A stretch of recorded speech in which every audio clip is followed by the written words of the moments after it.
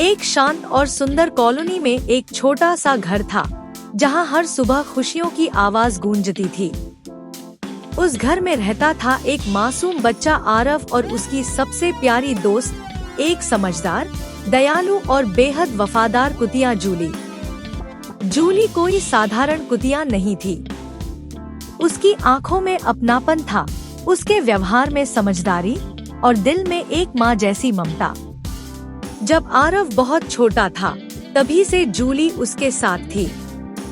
उसने आरव को चलना सीखते देखा, बोलना सीखते देखा और हर छोटे बड़े पल में उसका साथ दिया। सुबह जब आरव उठता, जूली पहले से उसके पास बैठी होती। वह हल्के से उसका चेहरा चाटकर उसे उठाती, जैसे कह रही हो, उठो, नया दिन शुरू हो गया। आरव हंस पड़ता और उसे गले लगा लेता। दोनों की यही दिनचर्या थी, खेलना, भागना, हंसना और साथ रहना। जब आरव खाना खाता, तो जूली भी उसके पास बैठती। वह कभी उससे खाना छीनती नहीं थी, बस उसे देखती रहती, जैसे उसकी सुरक्षा कर रही हो। रात को जब आरव सोता, जूली उसके बिस्तर के पास ही लेट जाती, ताकि अगर उसे डर लगे तो वह तुरंत उसके पास हो। एक दिन दोपहर का समय था। आरव के माता पिता किसी जरूरी काम से बाहर गए थे। घर में सिर्फ आरव और जूली थे। बाहर हल्की धूप थी और अंदर शांति। आरव अपने खिलौनों के साथ खेल रहा था। खेलते खेलते उसकी नजर टेबल पर रखे एक छोटे से माचिस के डिब्बे पर पड़ी। उसे नहीं पता था कि ये कितना खतरनाक हो सकता है।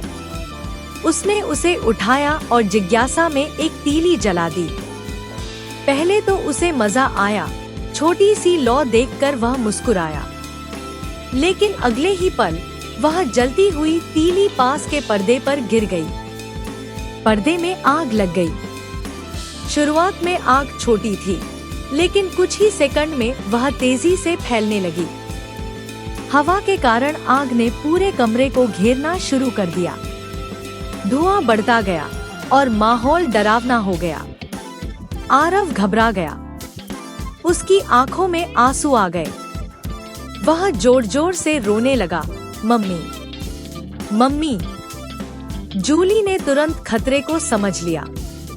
वह एकदम सतर्क हो गई। उसने चारों ओर देखा। दरवाजा धुएं से भर चुका था। बाहर निकलना आसान नहीं था। वह दौड़कर आरव के पास आई। उसने अपने पंजों से उसे छूकर शांत करने की कोशिश की। फिर वह दरवाजे की ओर दौड़ी, लेकिन वहां आग और धुआं बहुत ज्यादा था। वह तुरंत वापस आई और इस बार खिड़की की ओर देखने लगी। जूली बार बार आरव को खिड़की की ओर ले जाने की कोशिश करने लगी, लेकिन आरव डर के कारण वहीं बैठा रहा, रोता रहा। बाहर पड़ोसियों ने धुआं उठते देखा। लोगों में घबराहट फैल गई। तुरंत पुलिस और फायर ब्रिगेड को बुलाया गया। कुछ ही मिनटों में सायरन की आवाज गूंजने लगी और मदद पहुंच गई। नीचे एक बड़ा सुरक्षा जाल तैयार किया गया। सबकी नजरें खिड़की पर थी, जहां से अंदर की हलचल दिखाई दे रही थी। अंदर धुआं अब और घना हो चुका था। सांस लेना मुश्किल हो रहा था, लेकिन जूली ने हिम्मत नहीं हारी। वह धीरे धीरे आरव के पास गई। उसने उसके कपड़ों को हल्के से पकड़कर उसे खींचा और खिड़की की ओर ले जाने लगी। हर कदम पर खतरा था। आग पास आती जा रही थी, लेकिन जूली का ध्यान सिर्फ एक चीज पर था, आरव की सुरक्षा। आखिरकार वह उसे खिड़की तक ले आई। नीचे खड़े लोग चिल्ला रहे थे, बच्चे को नीचे फेंको, हम पकड़ लेंगे। जूली ने एक पल के लिए आरव की आंखों में देखा। उसकी आंखों में डर था, लेकिन जूली की आंखों में भरोसा और प्यार। और फिर बिना देर किए उसने पूरी ताकत से आरव को नीचे की ओर धकेल दिया। नीचे खड़े पुलिसकर्मियों ने उसे सुरक्षित पकड़ लिया।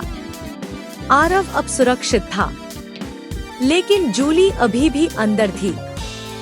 अब आग बहुत पास आ चुकी थी। कमरे की दीवारें गर्म हो चुकी थी। धुआं इतना ज्यादा था कि कुछ दिखाई नहीं दे रहा था।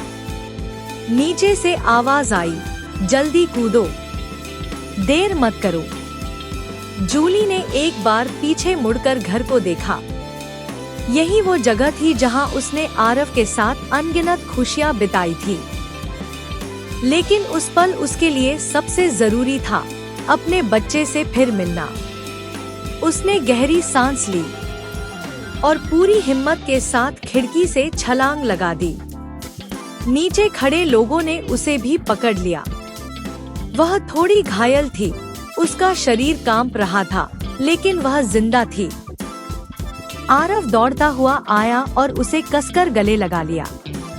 उसकी आंखों से आंसू रुक ही नहीं रहे थे। जूली, तुम मुझे छोड़कर मत जाना। जूली ने धीरे से अपनी आंखें खोली और अपनी पूंछ हल्के से हिलाई। उसकी आंखों में सुकून था, क्योंकि उसका बच्चा सुरक्षित था। उस दिन के बाद आरव बदल गया। उसने कभी भी आग या माचिस को हाथ नहीं लगाया। उसने समझ लिया कि छोटी सी गलती कितनी बड़ी मुसीबत ला सकती है। और जूली, वह अब भी हर पल आरव के साथ रहती थी, पहले की तरह। लेकिन अब लोग उसे सिर्फ एक पालतू जानवर नहीं मानते थे। वे उसे कहते थे एक माँ, एक सच्ची हीरो।